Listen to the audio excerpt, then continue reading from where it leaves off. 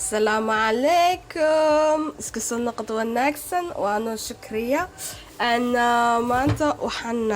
rabaa inaan ila qaybsado ka sameeyo lasagne aan sameeyo oo ka sameeyo kalluun saumon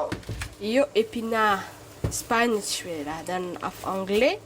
ayaan ka sameynayaa waa dila soconaysaan saanu sameynayo étape par étape halkan biya ii karaya sida darkaysaan aniga waxaan rabaa inaan baastada lasagne laga sameeyo sii karsado dad baa jira isagoona la karin ku sameeya kiyo karsaneyn oo qaydina ku waxay fuuqka oo kulmida isku wada dara ani waxaan rabaa in yar inaan si yar karsado intaas ii karsameeyo kalluunkaygaan rabaa inaan sii gashado furka waa kalluunkii waa milxiyey in yaro waxaan ku darayaa poivre filfil yaan ku dari furkaan gelini 20 daqiiqad amba 20 minute Djibouti minute baan dhahnaa weli kalluunka amba malaygii wuxuu iigu jiraa furnada imika waxaan doonaa inaan kariyo aan ku kariyo salid olivada yaan rabaa inaan ku kariyo olivada yaan rabaa inaan ku kariyo épinardka saan ugu daro hadhow lasagnegayga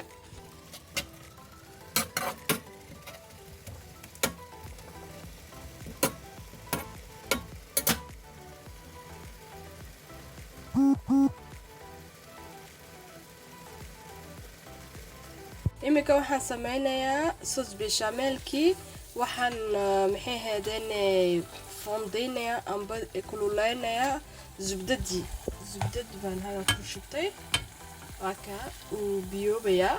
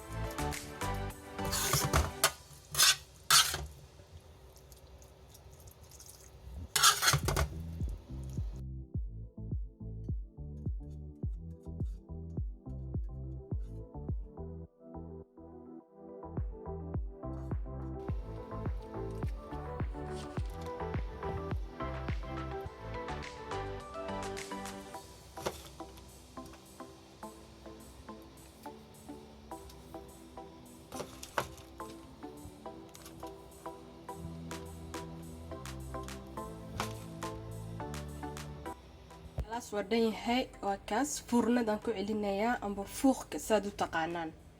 yaan gelini waxaan sugi 40 minute yaan ku karinaa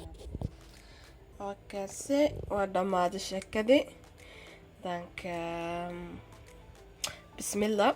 et bon appétit bye bye ha ilaawina subscribe partager abonnez-vous commentez commentiga ka bixiya waxa rabtaan soo qora waan iga soo jawaab insha Allah wala salaam alaykum